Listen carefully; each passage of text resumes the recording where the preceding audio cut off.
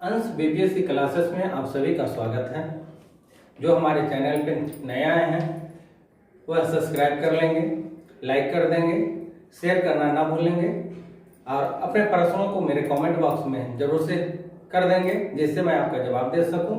एक घंटी बजा देंगे जिससे कि मेरा नोटिफिकेशन हो जो सबसे पहले आपके पास पहुंच जाए।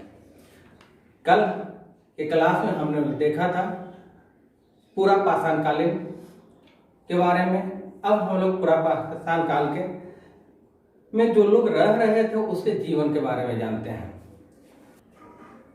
देखेंगे पूरा पाषाण काल।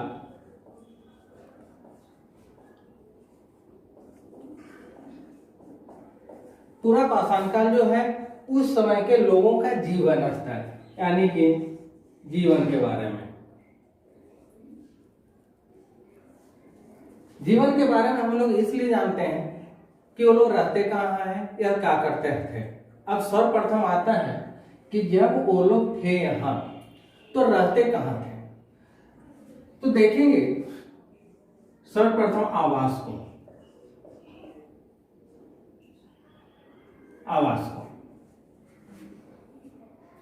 आवास में देखेंगे कि जब हम इसको मान लिया जाए इस तरह से कोई पहाड़ी है तो अब देखेंगे उसका आवास। तो उस समय के मनुष्यों को सबसे पहला प्रश्न था कि उसके जीवन की रक्षा कैसे हो, यानी कि आत्मरक्षा। क्योंकि एक ओर प्राकृतिक प्रकोप था, दूसरी ओर जंगली जानवर थे। जहां आप एक ओर देखेंगे कि इस समय के यानी पूरा पाषाण काल के जो आदि मानव हैं उनको यह पता नहीं था कि बिजली कैसे कड़कती है, पानी क्यों बरसता है, या तो बादल क्यों गरजते हैं। जब बात उत्पन्न होती बादल गरजता था या बिजली चमकती तो उन लोगों को डर लगता था। तो इन लोगों ने सर्वप्रथम जो रहने का तो व्यवस्था किया और व्यवस्था किया यहाँ पे। जो मान लिया जाए कि ये सब पेड़ है तो इस पेड़ में देखेंगे कि कोई जो घने पेड़ होंगे उसी के ऊपर इन्होंने अपना आवास बनाया। यानी कहने का अर्थ है कि पेड़ों पर अपना आवास बनाया। दूसरी चीज देखेंगे, अब देखेंगे कि ये जो घने पेड़ थे इनकी शाखाओं पर इन शाखाओं पर उसने रहना प्रारंभ किया। ये आपके एग्जामिनेशन के दृष्टि से महत्वपूर्ण होगा। उसके बाद जब यहाँ पर पतझड़ का मौसम आया तो उस समय जब खाली हो गया तो छाया नहीं मिली, कड़ाके की धूप मिलती होगी या बारिश बहुत ज्यादा आती होगी। तब इन्होंने क्या किया कि थोड़ा सा देखा कि यहाँ पर अगर दो पत्थरों के बीच में खाली ऐसे जगह है जो कंदरा बोलते हैं या गुफा बोलते हैं, इसमें रहना प्रारंभ किया। यानी कि फिर हम इसको देखेंगे तो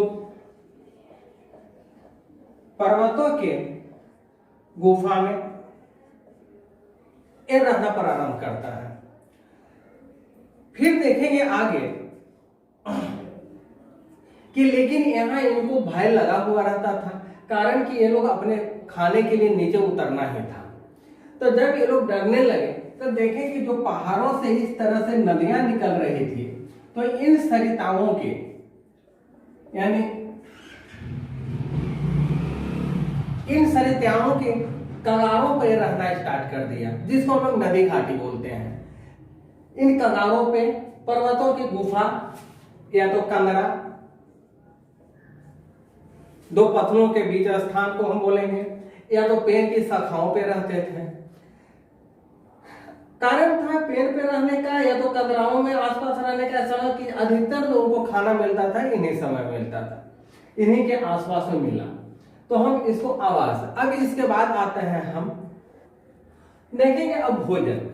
प्रारंभ में आदमी लोग को देवी यदि जो आदिम मानव हमारे थे जब देख रहे हैं कि पहाड़ों पे रह रहे हैं, इन पहाड़ों पे जब रह रहे हैं तो इस जगह पे जो फल फूल है यहाँ पे उसको खा करके जब खत्म कर लिए तो निश्चित है कि इसके बाद इनको नीचे आना पड़ेगा। फिर नीचे आना पड़ेगा।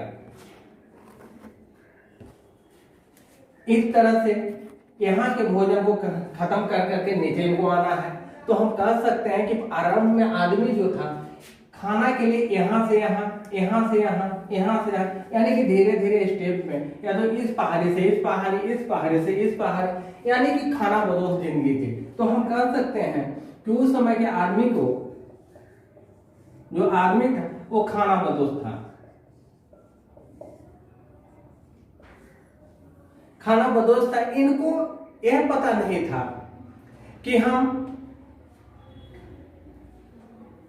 जो है कहां पर रह करके खाना खाएं, जहां एक जगह खत्म हुआ दूसरी जगह के लिए नहीं। तो हम खाना बदोश। दूसरी चीज देखेंगे, यह पूर्ण रूप से प्रकृति परजीवी है। ये लोग जो है प्रकृति परजीवी है। परजीवी के अर्थ आप लोग जानते होंगे, जो दूसरे के ऊपर निर्भर रहता है।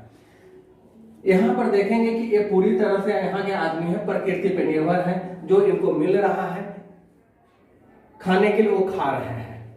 क्योंकि कृषि कार्य ये जानते नहीं थे, अर्थात हम लिख सकते हैं कृषि कार्य ये जानते नहीं थे। तो कृषि कार्य जब इनको नहीं जानते थे तो ये लोग करते क्या थे, जो फल फूल मिल गया, कंदमूल मिल गया, वो खा लिए। जानवर जो मिल गया बड़ा सा छोटा सा, उसको मार कर करके खा गए। इतना ही नहीं, ये जो सरिताएं, इनसे जो नदियां निकलती थी, इसमें जो मछलियां होती थी, या तो कहीं कहीं पर जो यहाँ पर पानी जम करके झील का निर्माण कर देता था, उन झील के निर्माण में जो उस झील में जो मछलियां मिलती थी, उस मछलियां को ये लोग मार के खा देते हैं। जब एक जगह भोजन खत्म हो जाती थी तो या तो बस खा के खत्म कर देते थे। तो भोजन की तलाश में वो एक जगह से दूसरे जगह। हम कह सकते हैं कि पूरा पाषाण काल के जो भी मानव थे, जो आदि मानव, इनका काम था भोजन संग्रह करना, यानी भोजन संग्राहक थे। ये लोग एक भोजन संग्राहक थे। ये आपके एग्जामिनेशन के दृष्टि से अति महत्वपूर्ण है कि पूरा पाषाण काल का जीवन जो है वो पूरी तरह से भोजन संग्राहक के रूप में था। इसके बाद हम आते हैं वस्त्र के ऊपर। पूरा पाषाण काल के लोगों को अब हम देखते हैं कि उस समय उसके वस्त्र क्या थे। तो आदिम बात होती है, ट्राइबल में अभी भी आप जाएंगे तो देखेंगे कि उन लोग आधा आज के डेट में नंगे रहते हैं, लेकिन उस समय पूरा पाषाण काल के समय में वस्त्र के रूप में मानव जो था कुछ नहीं पहनता था, अर्थात कि यह नंगे रहता था। ये नंगे है कि मानव जो है उस समय बिल्कुल नंगे था। लेकिन अब बाद के कालों में क्योंकि ठंड में ठंड लगती थी, तो ठंड से बचने के लिए या तो गर्मी से बचने के लिए उसको आवश्यकता हुआ शरीर को ढकने का। तो शरीर को ढकने के लिए क्योंकि उस समय कपड़ा नहीं था, तो था क्या, तब पेड़ की छाल, पेड़ की छाल या पेड़ के साथ छाल जो थे वो सर्वप्रथम इन्होंने प्रयोग किया। बड़े बड़े पत्ते भी थे, उसको भी उन्होंने लपेटना स्टार्ट कर दिया। एक प्रारंभिक अवस्था है जब उन्होंने जानवरों को मारा, जब खाल को खाने में असमर्थ हो गया, लोग देखा कि खाल को खाने में दिक्कत होती है, तो अब आसानी से वो निकल जाता है। जब निकल जाता तो उन्होंने किया कि जानवरों के जो खाल होते थे उसका व्यवहार करने लगा। तो हम आगे लिखेंगे जानवरों के खाल, जानवरों के खाल को अब प्रयोग करना स्टार्ट कर दिया। हम इसलिए बोल रहे हैं कि मानव उस समय नंगा था, कारण कि कंदराओं पे साथ साथ दीवार के जो कंदराओं थे उसके दीवारों पे हमको पुरुषों के नंगे चित्र की तस्वीर मिलती है। अब इसका तो वस्त्र है। अब हम लोग आते हैं औजार के ऊपर। औजार एवं हथियार।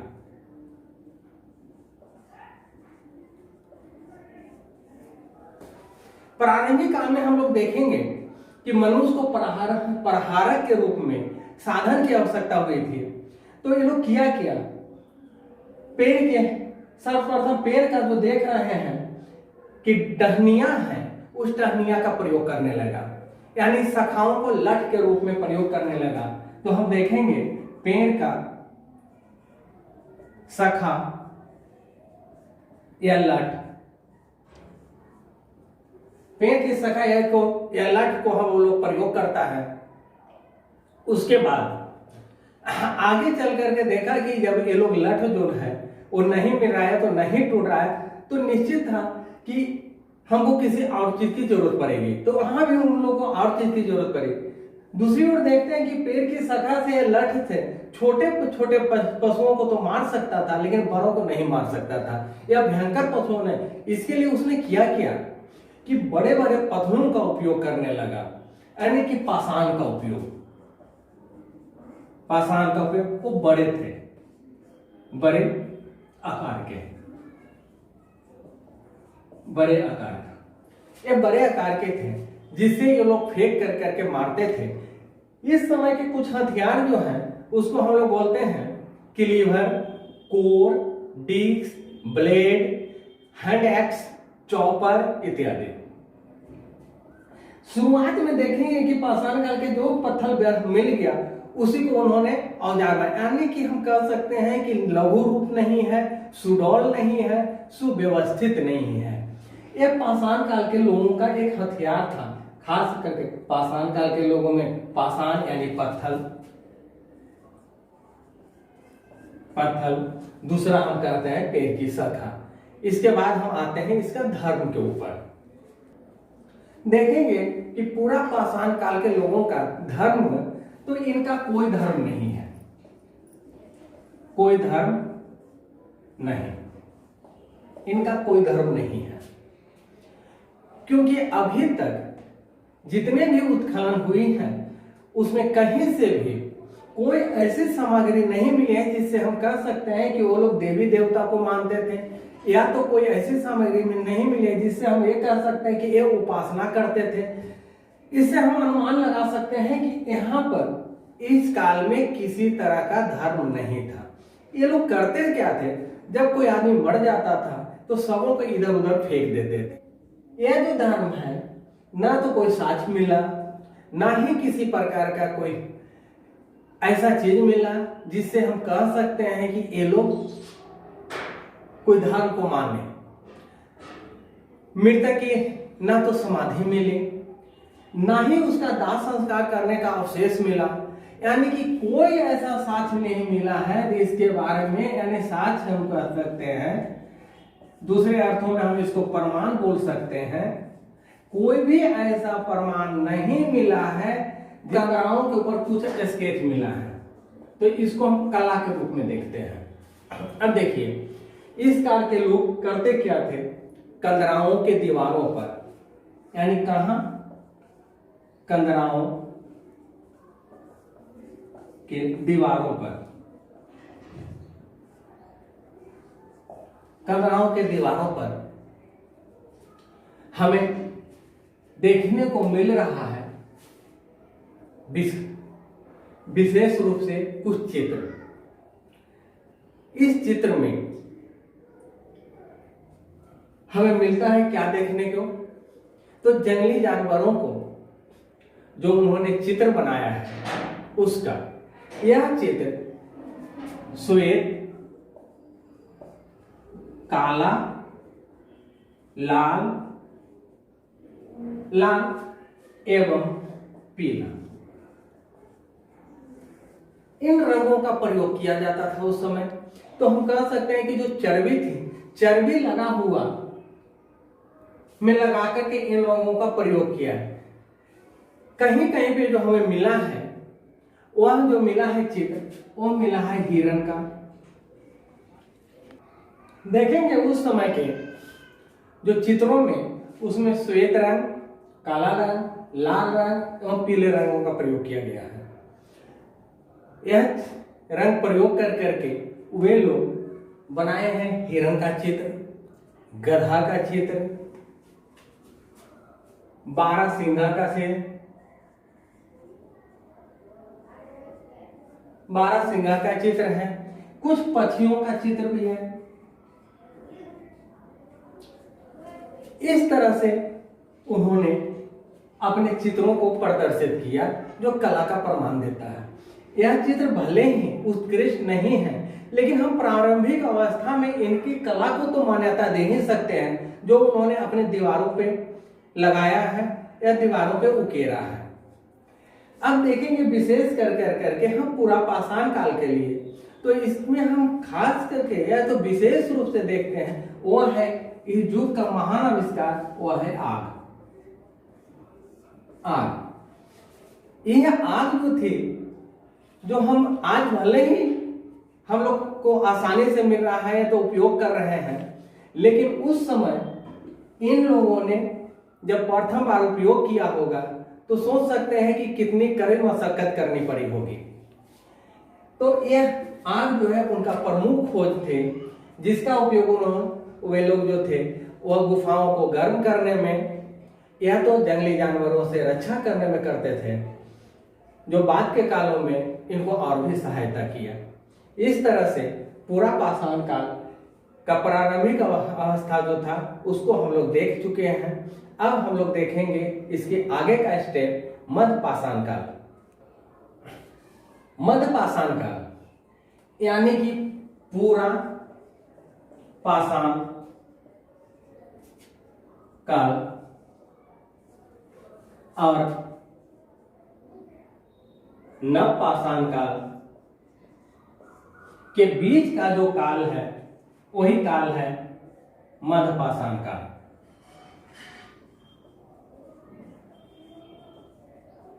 मध्य पाषाण काल, इस काल में देखेंगे कि जलवायु का परिवर्तन होना प्रारंभ हो जाता है। जलवायु पहले की अपेक्षा अधिक उष्ण हो जाती है, शुष्क हो जाता है, जिसके फलस्वरूप एक नई सभ्यता का या तो हम कहेंगे कि एक नई मानव संस्कृति का उदय होता है। यह उदय होने के कारण इसमें हथियार का हम जो परिष्कृत रूप हम कहेंगे वह आना प्रारंभ होता है। अब देखेंगे यहाँ कि ये लघु औजार बनाने लगे। यहाँ लघु औजार भी बनाना स्टार्ट कर देते हैं और उसमें भी खास करके देखेंगे तो फलक बंधनी है, खुरपनी है, एक धार है, ये सब जो है हमको मिलना स्टार्ट करते हैं। भारत में अगर हम खोजें इसको तो करीब करीब 7000 ईस्वी पूर्व से 10,000 ईस्वी पूर्व तक इसकी मिलने की संभावना बढ़ जाती है। विशेष करके हम देखेंगे तो पेशावर से लेकर के तमिलनाडु तक, जिसको हम अब नक्शे के द्वारा हम समझ सकते हैं।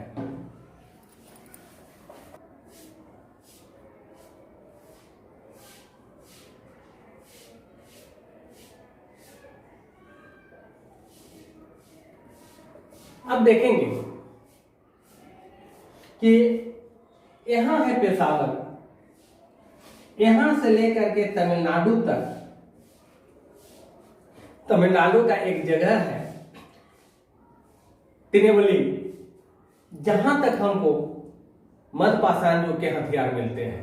दूसरा देखेंगे कि कराची से लेकर के बिहार तक, यानी कि पेशावर से तमिलनाडु,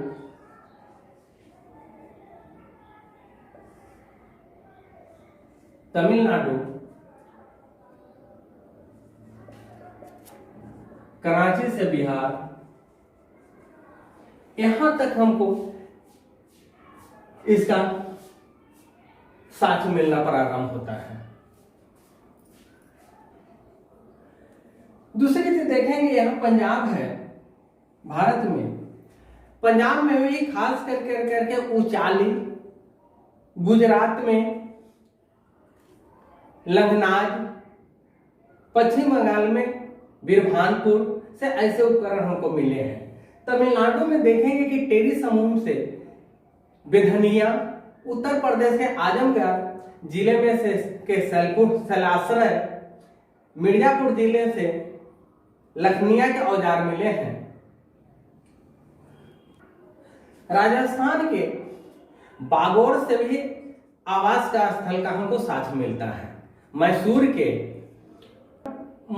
ब्रह्मगिरी नामक स्थान से भी हमें इसको साक्ष्य मिलते हैं। मध्य पाषाण युग के अगर मानव की जीवन शैली को हम देखें तो इसमें अनेक परिवर्तन होने हैं। अब देखेंगे कि यहाँ इस समय जनसंख्या वृद्धि होती है। शिकार के लिए अब मनुष्य लोग क्या करते हैं, टोलियों के समूह में रहने लगे हैं। भारत में जितने भी अभी तक मध्यकालीन पाषाण काल करके जो साक्ष्य मिले हैं या प्रमाण मिले हैं, जो व्यवस्था मिले हैं, अब देखेंगे भारत में जितने भी मध्यकालीन पाषाण काल का जो साक्ष्य मिला है उसमें सबसे पुराना साक्ष्य है वह है उत्तर प्रदेश के सराय नहर। यह प्रतापगढ़ जिला में पड़ रहा है। साथ ही साथ देखेंगे मदहासा से भी पाषाण काल के साक्ष्य मिले हैं। यहां से देखें कि स्तंभगढ़ मिला है। स्तंभगढ़ के अर्थ होता है, स्तंभगढ़ का अर्थ होता है कि जहां पे कोई गड्ढा खन करके स्तंभ गाड़ दिया, उसके ऊपर छत बना दिया गया। दूसरे शब्दों में हम कह सकते हैं कि यहाँ झोपड़ियां बनाई गई थी। सराय नहर में से ही हमको देखें कि मानवीय आक्रमण का युद्ध मिल के कुछ प्रमाण मिले हैं, क्योंकि जो कंकाल हमें मिला है यहाँ पे उसमें तीर के घातक नोक चुभी हुई है। साथ ही साथ देखेंगे कि जो उसका दीवार है, दीवारों पर युद्ध के अनेक चित्र उकेरी गई हैं। इनके पास खुरचने के लिए बढ़िया उपकरण था फलक। संभवतः हम कह सकते हैं कि इस समय के लोग थोड़ी मात्रा में मृत भांडों का, इस समय के लोग को देखेंगे कि कुछ मात्रा में मृत भांडों का भी ये लोग परिचित हो गए थे। मनकों का आभूषण बनाना स्टार्ट कर दिए थे। शवों को अब ये लोग उत्तर दिशा की ओर सर कर करके दफनाने लगे थे। पाकिस्तान के पश्चिमी भाग में अगर देखेंगे संघाओं में ऐसी बस्ती के अवशेष मिले हमें। साथ ही साथ पूरा पाषाण काल के निवासी अब खाना पशु जिंदगी खत्म कर करके और छोटे छोटे समूहों में एकत्रित होकर करके शिकार करना प्रारंभ कर दिए। संभवतः हम कह सकते हैं कि मध्य पाषाण काल का जो जीवन काल है उसमें मिट्टी के बर्तन बनाना ये लोग सीख गए। अब देखेंगे कि इसका अंत का हो रहा है, यानी कि अंतिम समय में हम कह सकते हैं और नव पाषाण काल का प्रारंभिक के दिनों में यहाँ पर कुत्ते को पकड़ने की या तो कुत्ते को अपने साथ रखने की कला ये लोग सीखना प्रारंभ कर दिए हैं। कारण था कि कुत्ता जो है वह शिकार में काफी सहायक था। दूसरी चीज हम देखेंगे कि अब थोड़ी थोड़ी भावना में इन लोगों में आना स्टार्ट हो गया है धार्मिकता, क्योंकि यह लोग जो दफन कर रहे हैं अपने शवों को, उसमें देखेंगे कि अनुष्ठान की बात होती है। सिर के पास बड़े बड़े पत्थर रख देते हैं, औजार रख देते थे कि जिससे उनको ये पता चले कि नहीं भाई मरने के बाद भी ये लोग शिकार करते होंगे या कुछ खाते पीते होंगे तो जात कर करके ये लोग कर लेंगे। उनका औजार है और भी सामान रख दिया करते थे। अब बड़े बड़े पत्थर थे। मिट्टी के बर्तन अब कुत्तों का पालना इस समय का प्रमुख आविष्कार हम मान सकते हैं। कुत्ते के पालना की बात जहां तक होती है वो बहुत से बुक में आपको मिलेंगे नव पाषाण काल का आविष्कार है, लेकिन हम कह सकते हैं कि ये अंतिम अवस्था है और यह इसकी प्रारंभ अवस्था है जिसमें कुत्ता लोग किए। हथियार की बात हम करेंगे तो इस समय मध्य पाषाण काल में फलक, बेधनी, अर्धचंद्राकार, सबलम इत्यादि का प्रयोग लोग करना स्टार्ट किए। इस तरह से आज मैं यहीं पे अपना यह वीडियो समाप्त करता हूं। आप लोगों से कहता हूं कि जो हमारे चैनल पे नए आए हैं वो सब्सक्राइब कर लेंगे, अधिक से अधिक शेयर करेंगे, लाइक कर देंगे, साथ ही साथ बेल आइकन को यानी कि घंटी को बजाना ना भूलेंगे, कमेंट करेंगे। मैं अगले वीडियो में नव पाषाण काल के बारे में विस्तृत रूप से बताऊंगा।